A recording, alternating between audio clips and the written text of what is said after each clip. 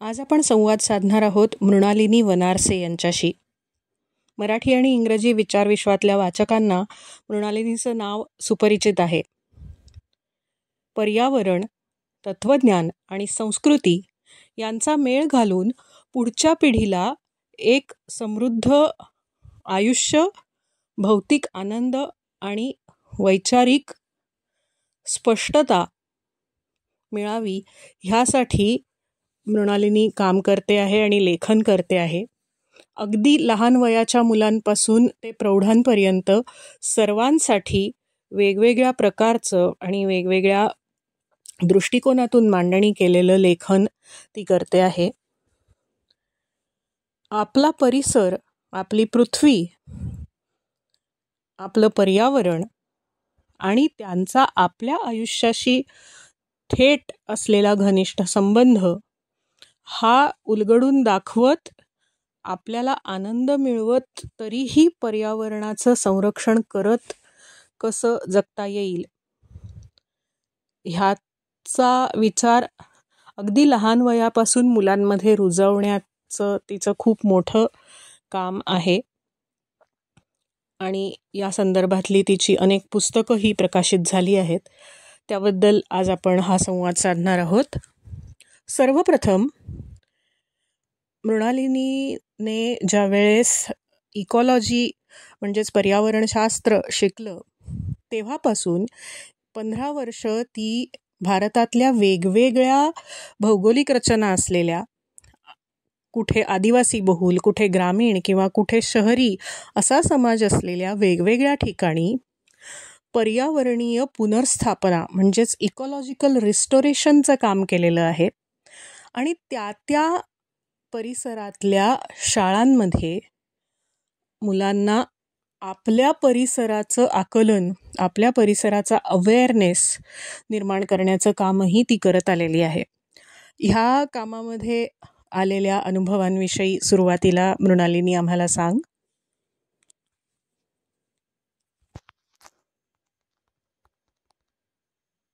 मी आदिवासी मुलांच्या पासून सुरुवात करते की जेव्हा मी सातपुड्याच्या आदिवासी भागामध्ये बाएफ या संस्थेमार्फत मुलांसोबत काम करत असे. शिक्षण मित्र हा त्यांचा एक उपक्रम होता त्याच्या अंतर्गत. आणि त्यावेळेला मला असं लक्षात आलं की मुलांकडनं शिकणं म्हणजे काय ते. कारण का सुरुवातीला मला असं वाटायचं की ही मुलं वर्गामध्ये फारशी बोलत नाहीत. एरवी शहरामध्ये जेव्हा मी मुलांबरोबर काम करणार तेव्हा मला याची सवय की मुलं बोलतायत, खूप बोलतायत, हात वर करतायत, मला माहितीये असं एक वर्गामध्ये घोष चालू आहे. त्यांना सांगायचं असतं काही ना काहीतरी. आणि इथे म्हणजे पिन ड्रॉप सायलेन्स वर्गामध्ये. आणि असं वाटावं की ह्या मुलांना माझं काही कळतंय का? आवडणं तर पुढची गोष्ट, पण मी काय बोलतेय याचं त्यांना काही माहिती आहे का? परंतु म्हणजे आवडतंय, कळतंय का, पोचतंय का, झिरपतंय का काही. आणि कधी कधी ती मला मुलं अशी चुणूक दाखवून सांगायची की आम्हाला हे कळतंय, आम्हाला हे आवडतंय, तुला काय म्हणायचंय हे आमच्या लक्षात येतंय असं. आणि एकदा असं मला आठवतंय की मी त्यांना नदी ही परिसंस्था आम्ही बघणार होतो जाऊन.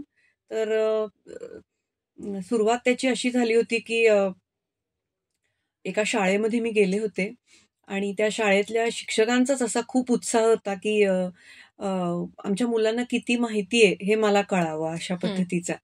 तर त्यांनी एका मुलाला उभं करून असं सांगितलं की तू सांग बरं आता मॅडमना की परिसंस्था म्हणजे काय ते. माझा विषय होता तो. त्यावेळेला मला त्यांनी ते शिकवायचं होतं. तेव्हा तो मुलगा धिटुकला उभा राहिला आणि त्यांनी मला एक मोठी व्याख्या म्हणून दाखवली तोंडपाठ की सजीव, निर्जीव त्यांच्यामधली इंटरॅक्शन वगैरे जे काही सगळे शब्द होते ते त्यांनी घडाघड म्हणून दाखवले. आणि मी बघत राहिले, म्हटलं की बापरे, या मुलांना खूपच माहिती आहे. तर माझ्या मनात एक विचार आला आणि म्हणून मी म्हटलं की बरं, छान सांगितलीस तू माहिती. आता तू मला असं सांग की तुमच्या आजूबाजूला आहे का रे एखादी परिसंस्था? आता ही जी शाळा होती तिथे मागे एक डोंगर होता. बाजूनी वाहणारा एक फार सुंदर ओढा होता. समोर मोकळं आवार होतं. तर मला ऐकायचं होतं की तो काय म्हणतो ते. त्यांनी त्या शिक्षकांकडे पाहिलं की आता काय करायचं अशा पद्धतीने. ते सर दुसरीकडेच बघायला लागले आणि मग एक अशी गोंधळाची स्थिती वर्गामध्ये. आणि थोडा वेळ विचार करून तो मुलगा म्हणाला, की आमच्याकडे नाहीये म्हणला परिसंस्था. आई गं! म्हणजे असते ती, पण आमच्याकडे नाहीये म्हटला. तर तेव्हा माझ्या लक्षात आलं, की माझं मूळ काम काय आहे इथे ते. मग मी त्यांना घेऊन म्हटलं, "चला आपण आता बाहेर जाऊयात." आणि मी तिथल्या एका ओढ्यावरती त्यांना घेऊन गेले त्यांच्याच जवळच्या, की जिथे ते रोज आता त्यांना असं वाटलं, की या ओढ्यावरती आम्ही रोज येतो. आमची कपडे इथे धुतो, अंघोळी इथे करतो, ताटल्या वाटी इथे आम्ही घासून टाकतो. गावी गुरांना धुवायला सुद्धा इथेच, सगळं काही त्या ओढ्यापाशी. आणि आता ही काय आम्हाला वेगळं तिथे दाखवणार असं ते वाटू शकतं. आणि मग आम्ही जेव्हा त्या ओढ्याविषयी परिसंस्था म्हणून तिथे बोललो, की तिथली काठाची झाडी, तिथलं गवत, तिथले दगडगोटे, तिथले मासे, तिथले बेडूक, खेकडे ह्या सगळ्यातून काय घडलं? त्याच्यातून ती परिसंस्था कशी आपल्याला समजावून घेता येते? तेव्हा ते लक्षात आलं, की हे ते प्रकरण आहे असं म्हणून. आणि मला असं लक्षात आलं, की ही आपल्या कामाची सुरुवात आहे, की ते जे नुसतं शब्दातून जड-जड काहीतरी त्यांच्यापर्यंत पोहोचतंय, हे रोजच्या त्यांच्या अनुभवाचा भाग आहे. हे आपल्याला हा फक्त इथे सांधा जुळवायचा आहे. आणि काही वेळेला उलटा पण अनुभव आला, की एका शाळेत मला कचरा म्हणजे काय हे समजावून सांगायचं होतं. अ, कारण आणि मला कळेना, की हे सांगण्याची जबाबदारी माझ्यावरती का आहे दिलेली? म्हणजे ह्याच्यात काय मोठं आहे असं मला झालं होतं. सातपुड्यातली चांदसैली घाट चढून गेल्यानंतरची एक अत्यंत दुर्गम भागातली एक शाळा आणि तिथे गेल्यावर मला कळलं, की टास्क काय आहे ते. कारण का इतकं छोटं गाव, गावात जेमतेम एखादं किराणाचं दुकान, तिथे कचरा नाहीये. अजिबातच नाहीये. आणि त्यामुळे मुलांना त्यावेळेला एन्व्हायर्नमेंटल अवेअरनेस हा त्यांच्या शिक्षणाचा भाग कंपल्सरी केलेला होता.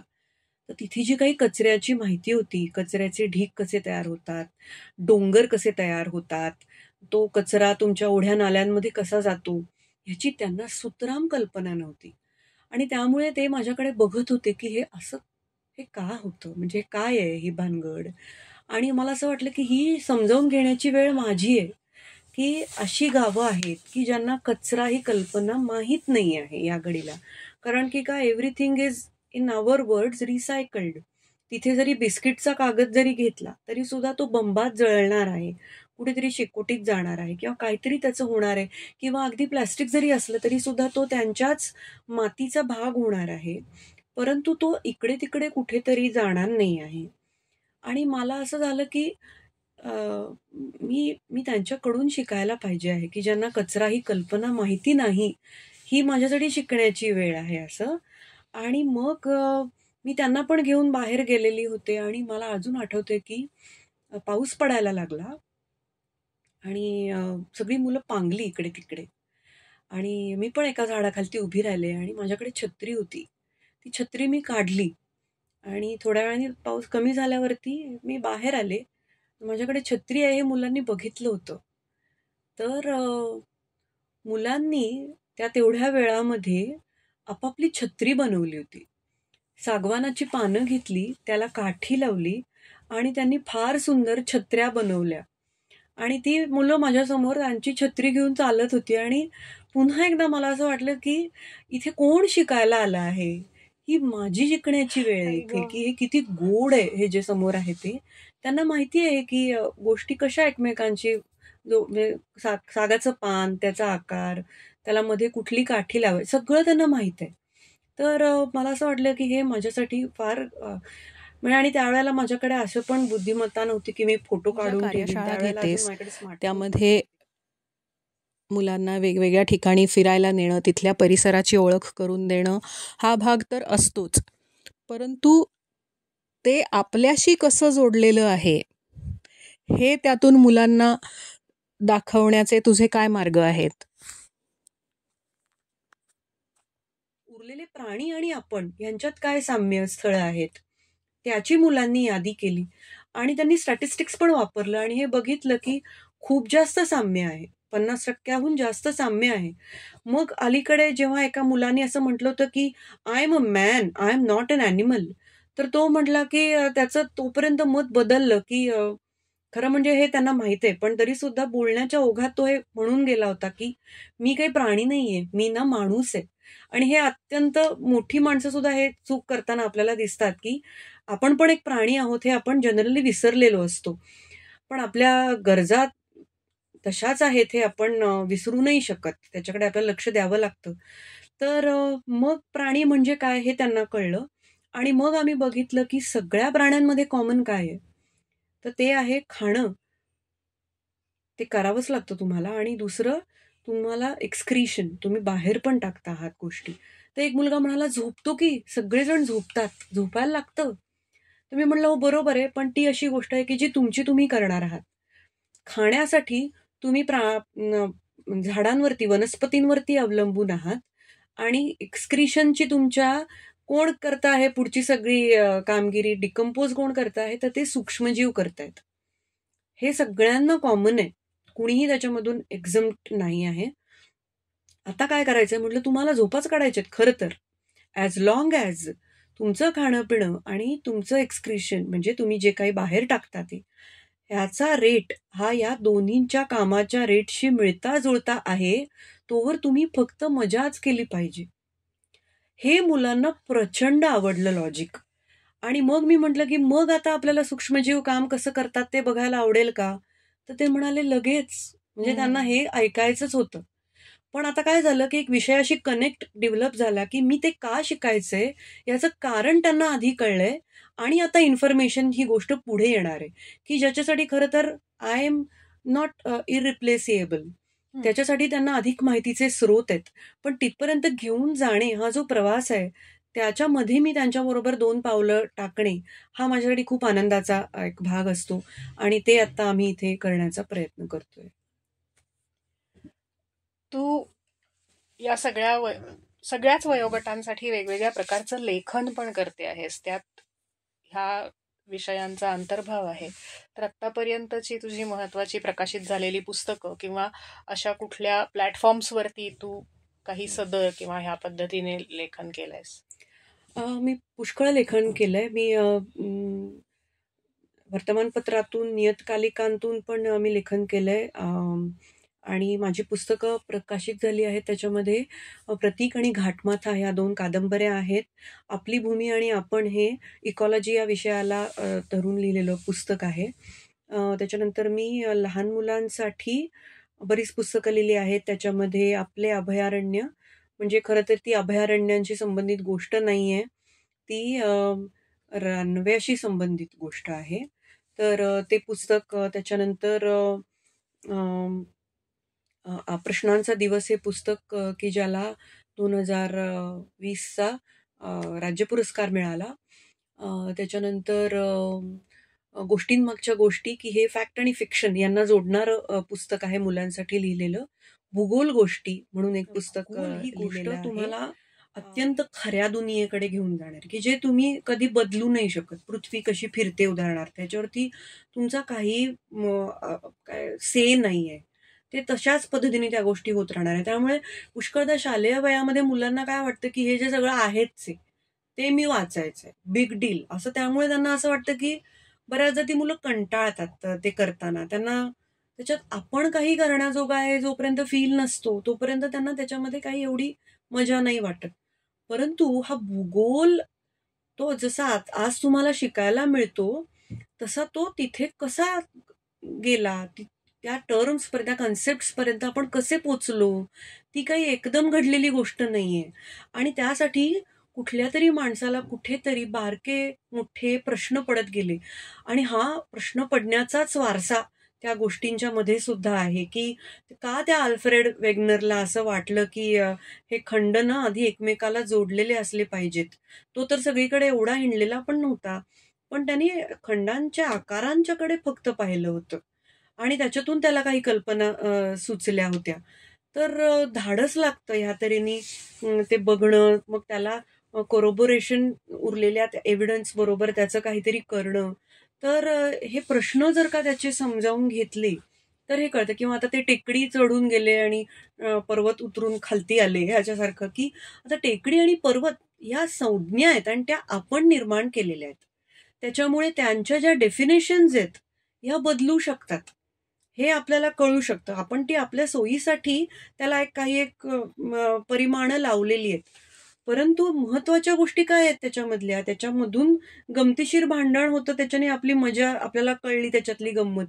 परंतु आपल्याला कळायला काय पाहिजे, की ह्या टेकड्या आणि हे पर्वत असे आहेत. त्याच्यामुळे आपल्यावरती त्यांचा कसा परिणाम होतो? या टेकड्यांमुळे मला माती मिळते, या टेकड्यांमुळे मला पाणी मिळतं. हे महत्वाचं आहे. किंवा या टेकड्यांच्या अलीकडे ढग अडतात, पलीकडे नाही पाऊस पडत. हे आपल्याला महत्वाचं आहे समजावून घेणं. पण तिथपर्यंत पोहोचण्यासाठी माणसांना एक इमोशनल कनेक्ट लागतोच लागतो. मला स्वतःलाही लागतो.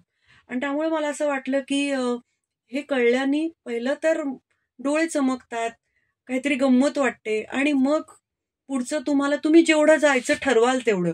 बिलकुल गरज नाहीये, की तुम्ही भूगोलात काहीही करावं. पण मला आता इंटरेस्टिंग तर वाटायला लागतात ना ह्या सगळ्या गोष्टी, की कशा लोकांनी कशी मेरिडियन म्हणून पक्की केली. तर ते गमतीशीर आहे सगळं. तर दॅट्स हाऊ इट बिगॅन. ह्या पुढे तुझं काय येणार आहे? काही पुस्तकं पाईपलाईन मध्ये आहेत किंवा काही विशिष्ट प्रकारची वर्कशॉप्स किंवा असं काही मुलांसाठी करण्याचा विचार आहे? माझ्या डोक्यामध्ये 2-3 गोष्टी आहेत. एकतर मी प्रतीक ही गोष्ट ज्या सेटअपमध्ये घडते ती कोकणातली येतली, त्याची पार्श्वभूमी. घाटमाथा हे नावाप्रमाणेच क्रिस्टलाईनवरती घडलेली ही स्टोरी आहे. आणि आता मी ग्रासलँड या सेटअपवरती एक कादंबरी लिहिती आहे आणि ती मी इंग्लिशमधून लिहिण्याचा प्रयत्न करते. आपण करतो तो कचरा मिनिमाइज करणे किंवा त्याच्या विल्हेवाट लावण्याच्या, कचऱ्याचा डोंगर उभा न करण्याच्या करता विल्हेवाट लावण्याच्या काही वाटा असतील त्याची ओळख करून देणे, अशा पद्धतीचं पण काही कंटेंट असतो तुझ्या कामामध्ये? मला असं वाटतं ह्या विषयावरती ना पुण्यामध्ये फार छान काम करणारी खूप जास्त मंडळी आहेत आणि ते त्यांचं काम फार चांगल्या तऱ्हेने आत्ता करतायत. मला असं वाटतं की त्यामुळे मी माझं काम थोडं वेगळ्या पद्धतीचं केलंय, की मी स्व ओळख पद्धतीने करते काम, की me what is me friendly ह्याच्याकडे मी जास्त मुलांचं लक्ष वेधण्याचा प्रयत्न करते, की हरकत नाही तुम्हाला मजा करायची तुम्हाला. कारण का मला हा प्रश्न माझ्या एका भाच्याने फार पूर्वी विचारला होता. तो म्हटला एकदा तुम्हाला बोलताना म्हणाला, की आय हेट एन्व्हायरमेंटल सायन्स. म्हटलं हेट्रेड म्हणजे एकदम एवढं काय झालं? तो म्हटला, की मी काहीही केलं तरी सुद्धा ते एन्व्हायरमेंटशी त्याचं काहीतरी बिनसलेलंच असतं. मला उदाहरणार्थ काय कोल्ड्रिंक प्यायला आवडतं, कोक आवडतो, तर त्याच्याने काहीतरी एन्व्हायरमेंटचं बिनसलेलं असतं. मला बाईक चालवायला आवडते, बाईक घेऊन लडाखला जायचंय, मग तिथे एन्व्हायरमेंटचं. तर मी काही जर का केलं तर ते एन्व्हायरमेंटशी ते काही चांगलं नाही आहे असंच ते होतं. तर म्हणजे काय म्हणला, मला नाही आवडत मग ते असं. तर मी त्यावेळेला मला कळलं नाही की मी त्याला उत्तर काय देईन ते. पण नंतर मी विचार केला की मला त्याला असं सांगायचं की तुला आजही मजा करायची आणि तुला उद्याही मजा करायची. एवढाच फक्त त्याच्यात विचार कर, की तू आज समजा गाडी चालवलीस आणि तू काय बेधुंद गाडी चालवलीस, समजा काय 120-150च्या स्पीडनी गाडी चालवलीस आणि if you commit an accident, तर तुला उद्याला नाही ती मजा करता येणार. त्याच्यामुळे तुला ते डोक्यातच ठेवायला लागतं, की काय केलं असता तुला आज पण मजा करता येईल आणि उद्या पण मजा करता येईल. बस तेवढीच गोष्ट आहे ती. आणि मग आता हे सूत्र तुला सगळ्या गोष्टींना लावून बघता येतं का? ह्याचा विचार कर. मग ती प्रत्येकच गोष्टीमधली असेल, की तुला वारेमाप कपडे जरूर घेता येतील. त्याच्यामध्ये काही प्रॉब्लेम नाही आहे. पण तुला वेळेला ती गोष्ट मिळणं, ती चांगल्या तऱ्हेने राहिलेली असणं. कारण की का तुझी इच्छा असो अगर नसो, निसर्गाचे नियम काम करत राहतात. आणि त्यामुळे मग त्याची जर का तुला नीट काळजी नाही घेता आली, तर त्याचे जे काही कॉन्सिक्वेन्सेस असतात ते असतात. तर त्यामुळे हे तुझ्यापासून त्याची सुरुवात करून मग परिसरापर्यंत. तर हे जर का ते जेवढं जास्त यू फ्रेंडली होईल, तेवढं ते तुला मानवेल. हे सांगण्यावरती मी जास्त भर देते आहे. आणि त्यामुळे मग त्यांना ते पर्यावरणासाठी काही करतायत असं न होता ते ते त्यांच्यासाठी करताहेत हा भाव जास्ती प्रमाणामध्ये जनरेट झाला, तर त्या मुलांना नाहीतर काय होईल, की आपण त्यांना खूप आता घोड्यावर बसवतोय पर्यावरण. आणि काही वेळेला मला त्यांच्या डोळ्यात प्रश्न दिसतात मग, की हे आधी हे सगळं जे झालं, त्याला कोण जबाबदार होतं? आणि मग हे जर का आमचा त्याच्यामध्ये काहीही रोल नव्हता, तर आम्हाला अचानक पद्धतीने जेव्हा आता असं आणि हे माझ्याही बाबतीत झालंय ना, की खूप सारी इंडस्ट्रियल डेव्हलपमेंट, प्रोग्रेस ज्याला आपण म्हणतो ती, हे सगळं आधीच होऊन गेलेलं आहे. आणि मला एक दिवस कळलं, की मी जे करते, करू इच्छिते, मला जे आवडतं त्यातल्या बऱ्याच साऱ्या गोष्टी ह्याच्याशी नाही आहेत सुसंगत. आणि मग मला अचानक ते बदलायला लागतं. पर्यावरणाशी सुसंगत म्हणजे काय त्याचा विचार करायला लागतो. तर मलाही हे असंच वाटतं, की हे काय हे आधीच्या लोकांनी काहीतरी केलं आणि मी का त्याची आत्ताला उत्तरं देते आहे किंवा मी का ते भोगते आहे. तर त्यामुळे मला जेव्हा हे कळतं, की मला काही त्यातलं पृथ्वीला वाचवा पद्धतीचं मी काही करणार नाही आहे. मला स्वतःला जरी वाचवता आलं या सगळ्यामध्ये आत्ताला, तरी सुद्धा पुष्कळ झाली गोष्ट. आता क्लायमेट चेंज सारखी गोष्ट अशी आहे, की ज्याच्यामध्ये आपल्याला एका बाजूला हे सांगतायत, की तुम्ही काहीही जरी केलं नाही तिथून पुढे उत्सर्जन, तरी सुद्धा तुमची गाडी डिरेल झालेल्या स्थितीत आहे. ह्याचा अर्थ असा नाही, की तुम्ही आता कसेही त्याच्यामुळे उधळा. कारण की का फायनली काय आहे, कॉन्सिक्वेन्सेसचा सामना तुम्हाला करायचा आहे. आणि ते छोट्यातले छोटे आणि मोठ्यातले मोठे आहेत. तर त्यामुळे तुम्ही आता असा विचार करून बघा, हे जास्त आवडतं. मला स्वतःलाही हे आवडतं, की व्हॉट इज मी फ्रेंडली. म्हणजे उद्याला जर का समजा कचरा नेणारा आला नाही, तर माझ्यासाठी तो ढीग साठलेला राहणार आहे ना. आणि असं होऊ शकतं कोविड काळामध्ये आपण हा अनुभव घेतला, की जेव्हा ठप्प होतं तेव्हा काय तुम्ही करता? किंवा वीज नसते. तुम्ही जर का सगळं तुमचं अवलंबून असेल फक्त तुमच्या आरओवरती किंवा यूव्हीवरती, तुम्हाला कल्पनाच नाही की तुमचं पाणी म्हणजे काय आणि ते तुम्हाला कसं लागतं. तर तुम्ही अवलंबून राहायला लागता ना त्या सिस्टम्सवरती. हे अवलंबित्व कमी कसं करता येईल, हे मी त्यांना सांगते.